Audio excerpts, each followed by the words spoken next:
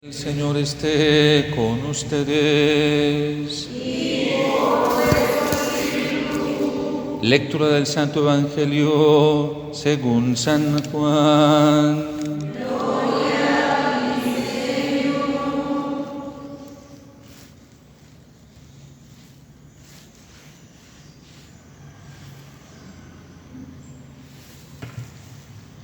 En aquel tiempo, muchos judíos que habían venido a casa de María, al ver lo que había hecho Jesús, creyeron en él. Pero algunos acudieron a los fariseos y les contaron lo que había hecho Jesús. Los sumos sacerdotes y los fariseos convocaron al Sanedrín y dijeron: ¿qué hacemos? Este hombre hace muchos signos. Si lo dejamos seguir, todos creerán en él, y vendrán los romanos y nos destruirán el lugar santo y la nación. Uno de ellos, Caifás, que era sumo sacerdote aquel año, les dijo: ustedes no entienden ni palabra. ¿No comprenden que les conviene que uno muera por el pueblo y que no perezca la nación entera? Esto no lo dijo por propio impulso, sino que por ser sumo sacerdote aquel año, habló proféticamente anunciando que Jesús iba a morir por la nación, y no solo por la nación, sino también para reunir a los hijos de Dios que estaban dispersos. Y aquel día decidieron darle muerte. Por eso Jesús ya no andaba públicamente entre los judíos, sino que se retiró a la región vecina al desierto, a una ciudad llamada Efraín, y pasaba allí el tiempo con los discípulos. Se acercaba la Pascua de los judíos, y muchos de aquella región subían a Jerusalén antes de la Pascua para purificarse. Buscaban a Jesús, y estando en el templo se preguntaban: ¿qué les parece? ¿Vendrá a la fiesta? Los sumos sacerdotes y fariseos habían mandado que el que se enterase de dónde estaba les avisara para prenderlo. Palabra del Señor.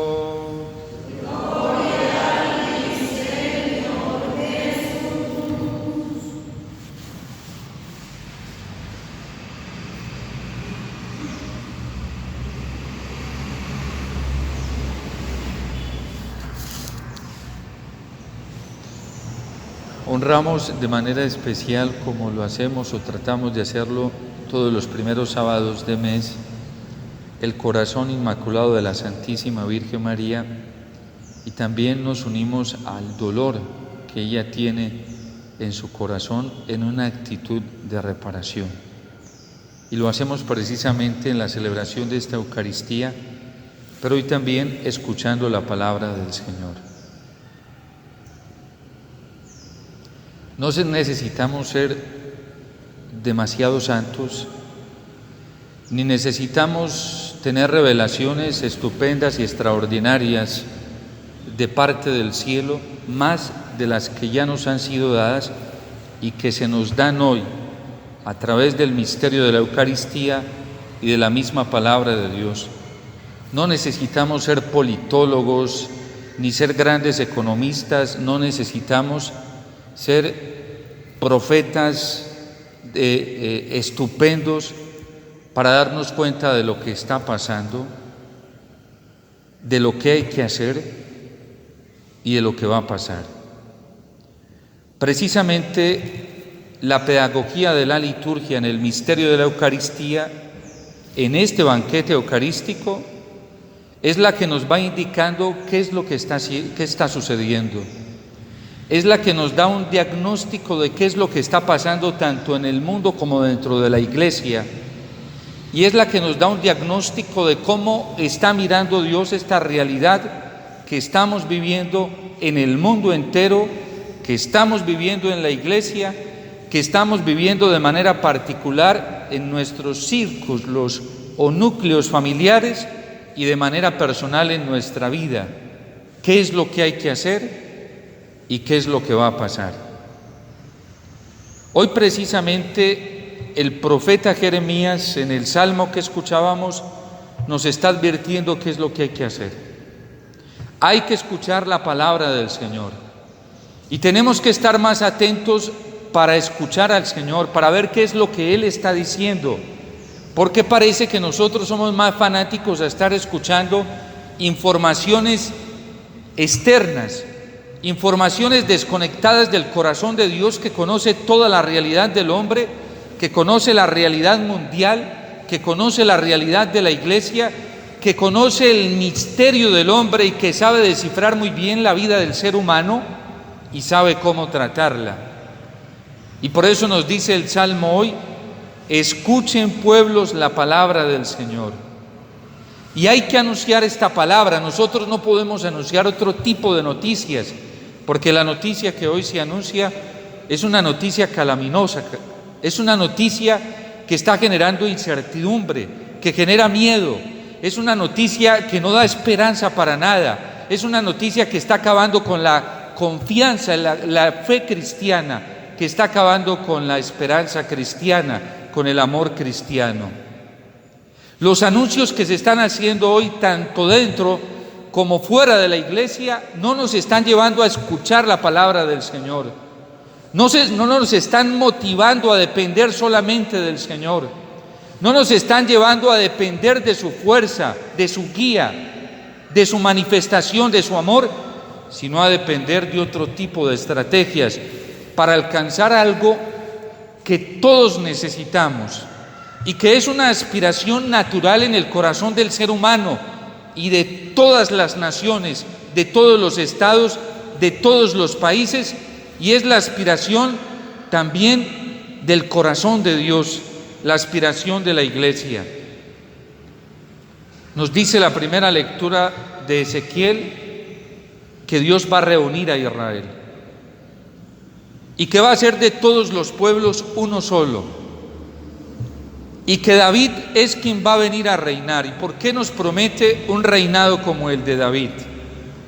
Porque nunca, tanto en la historia de la salvación, en la historia del pueblo de Dios, y aún me atrevo a decirlo, en la historia de la humanidad, se ha tenido un rey como David. David fue glorioso en su tiempo cuando gobernó, cuando hizo las veces, si habláramos coloquialmente, de lo que significa para nosotros un gobernante, de lo que es un verdadero presidente o un verdadero político. David fue un hombre que impartió justicia. David fue un hombre que restableció los valores del pueblo de Israel. David fue un hombre que, como obró, cuando obró, sobre todo cuando obró según el corazón de Dios, y fue el rey más parecido a Dios para gobernar a un pueblo. Cuando David gobernó y reinó, no había desigualdad, no había injusticia, había alegría en el reino, la gente se sentía dichosa, Dios era honrado, Dios era glorificado desde la misma nación, y todos hablaban el mismo lenguaje, y todos se comunicaban en los mismos criterios, y todas las familias andaban en torno a lo que les enseñaba el Estado, lo que les enseñaba el rey David.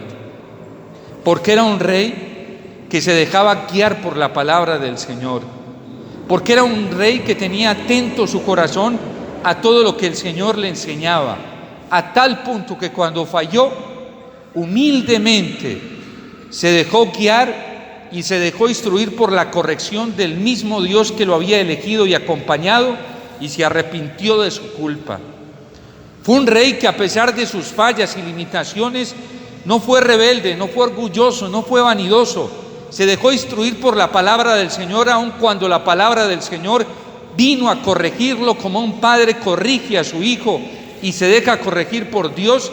Y por eso David es un ícono para el pueblo de Israel, hasta tal punto que hoy los judíos, la nación judía, Israel, hoy sigue aspirando, anhelando, y tiene la esperanza de que venga un Mesías parecido al rey David, un hijo verdaderamente de David, porque todos los descendientes de David fueron perversos e infieles a Dios. Esa es la promesa del profeta Ezequiel. ¿Por qué esa promesa? Porque todos anhelamos la unidad. Es una mentira decir que el ser humano no quiere la unidad. No solamente la anhelamos, sino que hoy la estamos buscando. Pero hay unos poderosos que se aprovechan de esta fragilidad humana, esta fragilidad que no sabe dónde se encuentra verdaderamente la unidad y dónde se establece la unidad.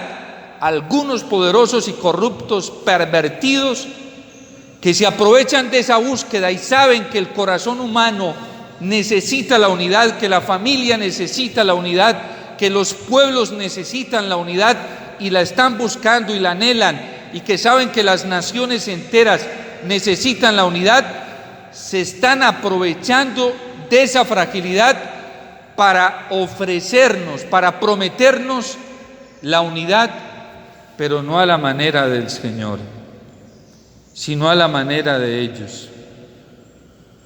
Y nosotros no podemos entrar en ese juego, ¿sí?, de comenzar a trabajar por la unidad de una manera suelta, de una manera diferente a lo que Dios nos está proponiendo.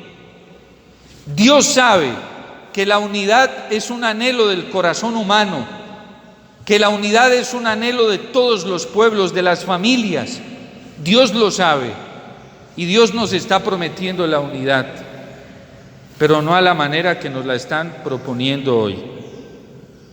Hoy nos proponen la unidad que trae la paz, que trae la libertad, que trae la alegría, ¿sí?, que trae el establecimiento del amor tan necesario en nuestros corazones.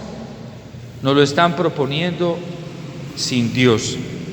Y si nos proponen esa unidad desde Dios, es desde un Dios muy diferente al que nos mostró Jesucristo. La unidad solamente va a llegar cuando haya conversión.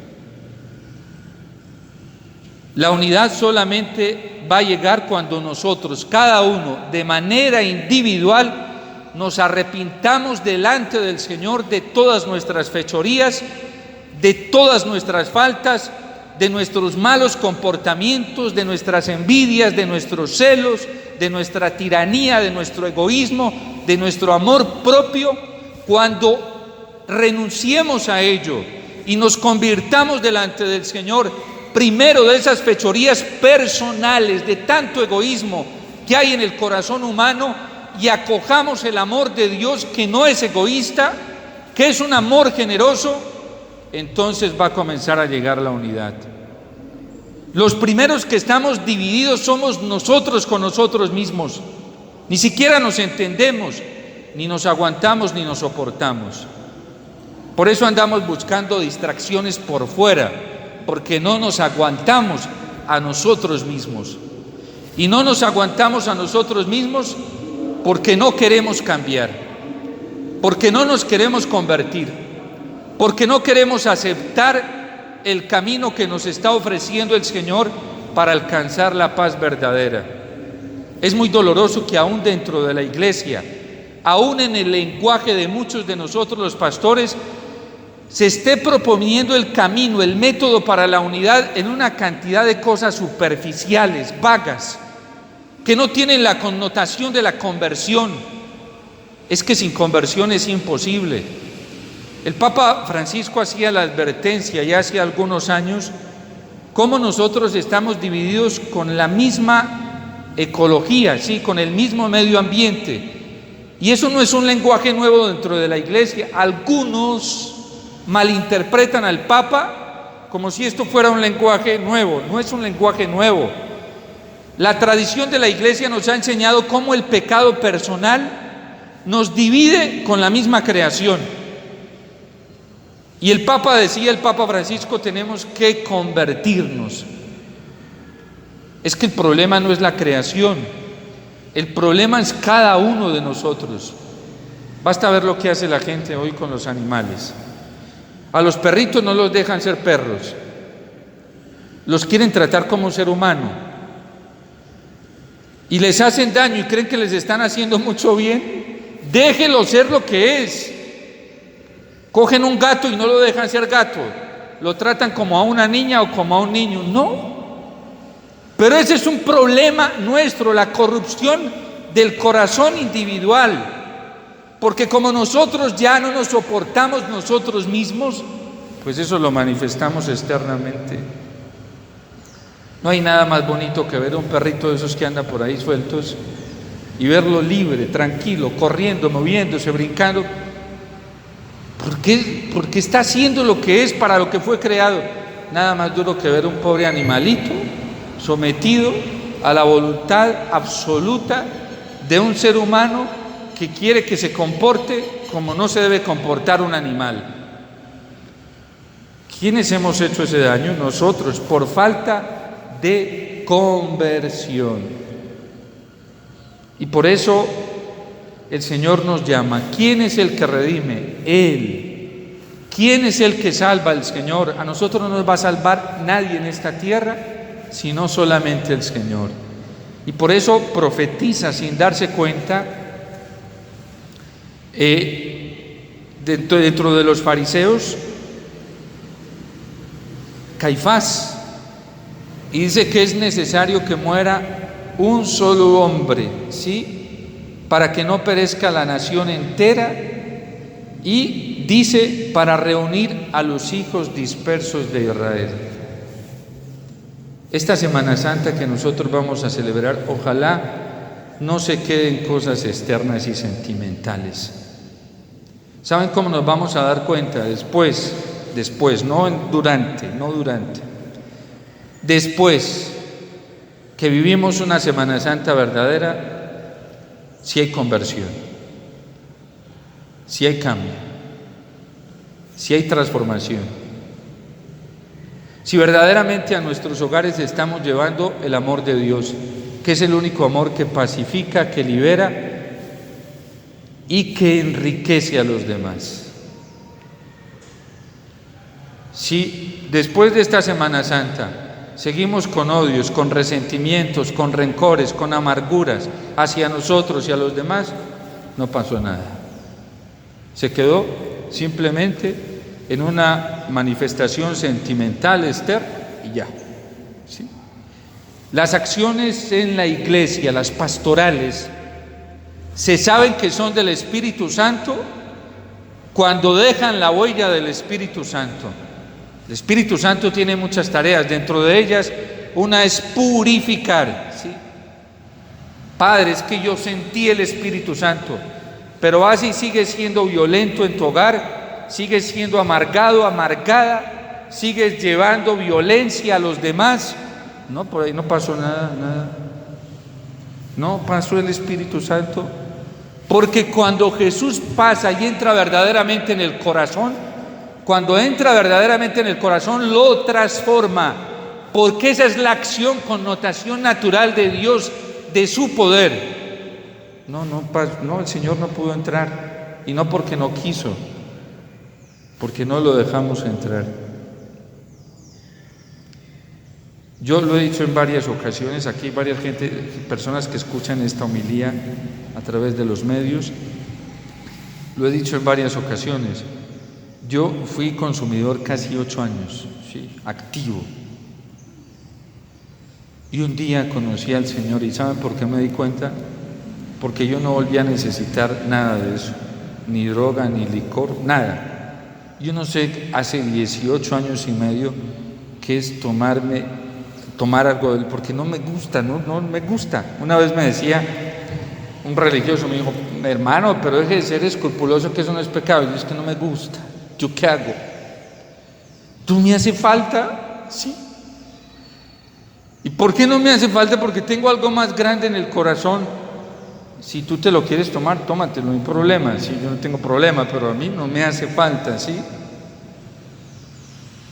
Porque pasó una fuerza por mí, dentro de mí, más grande, ¿sí? Que cualquier satisfacción que pueden dar las cosas de este mundo. Cuando verdaderamente entra el amor de Dios y actúa su Espíritu en nuestro corazón, lo transforma, porque lo transforma. Y si no, no fue el Señor. La gente a veces está acostumbrada a ir a actividades espirituales, pastorales, a grupos de oración, pero son acciones que se quedan en el sentimentalismo, porque después la vida del drogadicto sigue en la droga, del marihuanero sigue en la marihuana, del violento sigue en la violencia, ¿sí? Del malicioso sigue en la malicia. No pasó nada. Fue una acción ahí sentimental, ¿sí? Bonita, ¿sí? Se movieron los sentimientos y ya. Fue más que todo una terapia ahí psicológica, a lo mejor sí que una terapia psicológica alcanza a mover nuestras emociones, nuestros sentimientos, a direccionarlos, pero no transforma de fondo.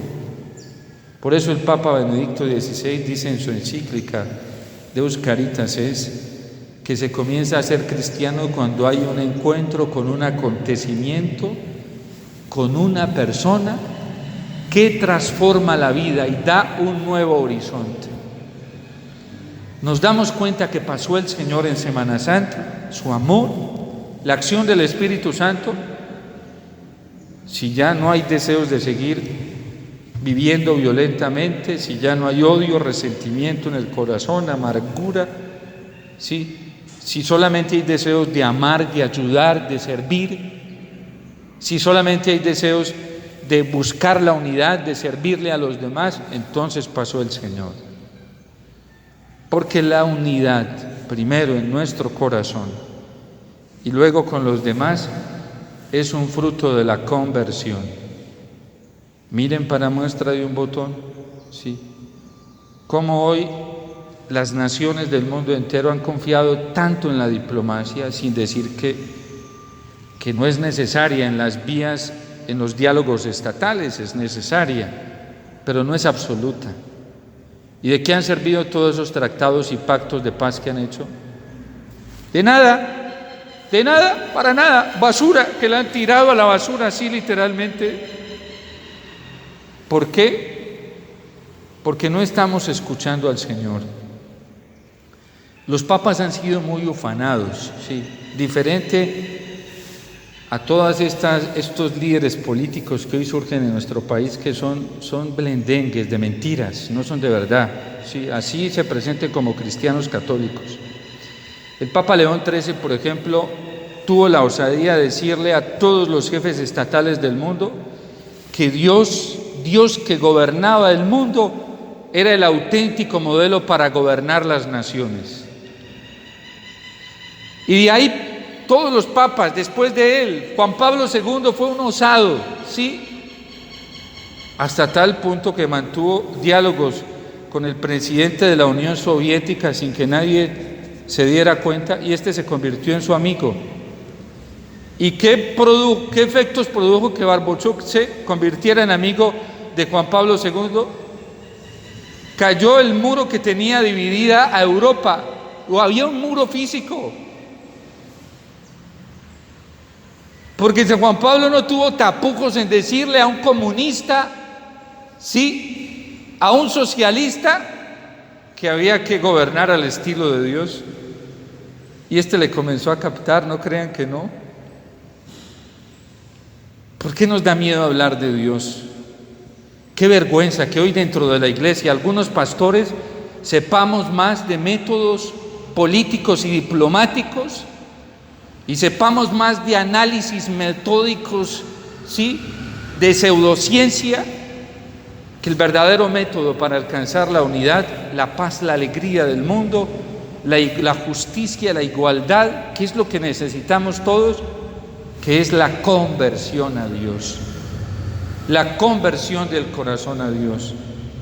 A nosotros no nos puede dar miedo, si verdaderamente el problema es que hoy en la Iglesia Católica muchos decimos que creemos en Dios y mentiras que no creemos, ¿sí? Anunciamos una mentira, ¿sí? Porque muchos hablamos de Dios dentro de la Iglesia Católica como si fuera un Dios que no fuera capaz de transformar el mundo. Hablamos de un Dios como que sí, como que no, ¿sí? Nos da miedo, ¿por qué? Porque no creemos verdaderamente. No tenemos la convicción en el corazón que el Dios nuestro es omnipotente, todopoderoso, y que es capaz de restablecerlo absolutamente todo. Lo está recordando Jeremías, es que Él fue el que redimió a Jacob. Él nos rescató de una mano más fuerte. Miren, hay sacerdotes, pastores hoy dentro de la iglesia y evangelizadores dentro de la iglesia que hablamos con miedo de Dios. ¿Por qué? ¿O es que no crees? ¿O es que tú no crees que verdaderamente lo que decimos en el credo es todopoderoso? Cuando uno está convencido de una verdad, la sostiene y la habla. Si no es que no está convencido de ella y está más convencido de otros métodos.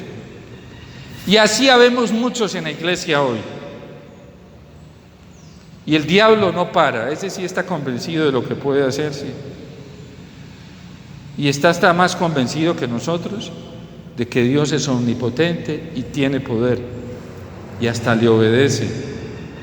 Y nosotros no le obedecemos muchos al Señor. Él le obedece. Cristo llega y le dice: sal de ese hombre, y de una, sin dar vueltas, se va. El Señor nos dice a nosotros: conviértanse, vuelvan a mí de todo corazón. Y lo escuchamos un segundo y después el diablo le obedece inmediatamente. Cristo no se pone a hablar con los diablos, de una les dice: váyase ya. ¿Eso es así? Sí, porque tiene el poder absoluto. Cristo no se pone a hacer pactos diplomáticos con la tempestad, sí, con las olas que tienen sacudida la barca. Calla, detente, y se detienen de una, sí. No, venga, hagamos un pacto entre los dos, venga, vamos a ir negociando. No. Es que Él es el Señor. Él es el absoluto, ¿sí? Y se nos hace presente en su palabra. Se nos hace presente en la Eucaristía. El problema es que a muchos se nos acabó la fe del Dios omnipotente, vivo y real, que se nos manifiesta en el altar, ¿sí? Y a muchos se nos acabó la fe para creer que la palabra del Señor es veraz y que tiene absoluto poder. Ese es un problema de fe, lo han dicho todos los papas últimamente, todos. Y el que más lo dijo y con más fuerza y claridad fue el Papa Benedicto XVI. La Iglesia vive una crisis muy alta de fe, empezando por nosotros los pastores, ¿sí? Es la verdad, ¿sí? Nosotros hacemos parte, el ministerio que prestamos es de Cristo como cabeza. Y como nosotros estemos, estarán los que vienen detrás, ¿sí? Porque esto funciona como una referencia. Nosotros somos referentes identificatorios. La gente se fija más en lo que ve de nosotros que en lo que escucha de nosotros, ¿sí? Y eso desde la psicología es lógico, ¿sí? Porque el sentido más atento para captar las cosas es el de la vista. Es el primer sentido que comienza a desarrollar uno en su desarrollo evolutivo desde que nace, ¿sí? El de la vista. Entonces pidámosle al Señor que nos dé la humildad para escuchar su palabra. Él nos llama a la conversión y nos tiene una promesa, la promesa de la unidad, de la paz, sí, la promesa de la igualdad, de la injusticia, de la equidad. Es que esas son promesas del Evangelio. Lo que pasa es que estos activistas hoy los toman, como lo hizo Marx. Marx cogió, se leyó el Evangelio y dijo: pues esto es lo que quiere el hombre, unidad, igualdad, justicia, equidad. Pero él propuso su propio método. La diferencia del marxismo con los cristianos es que el método del marxismo es la violencia y el método del cristiano es el amor y la confianza en Dios, la confianza en Cristo y en su palabra. Entonces, pidámosle al Señor la gracia de ser humildes y acoger su palabra, la invitación que Él nos hace, porque Dios es capaz de hacerlo y lo va a realizar con el que crea. Todo el que crea será salvo, y el que acepte esta verdad en el corazón del Señor se salvará y alcanzará esta unidad, alcanzará esta paz, alcanzará esta alegría del corazón, que es la promesa del Señor para todos. No temamos, aunque veamos que todo está como ¿sí? Para Dios no hay nada imposible, ¿sí? Nada, absolutamente nada. Dios todo lo puede. Y con esas palabras termina el anuncio del ángel Gabriel a la Virgen María. Para Dios no hay nada imposible. Esto le bastó a la Virgen para meterse de todo, del todo, obedecerle a Dios en todo. Para Dios no hay nada imposible. Dios te salve María, llena eres de gracia, el Señor es contigo, bendita tú eres entre todas las mujeres y bendito es el fruto de tu vientre Jesús.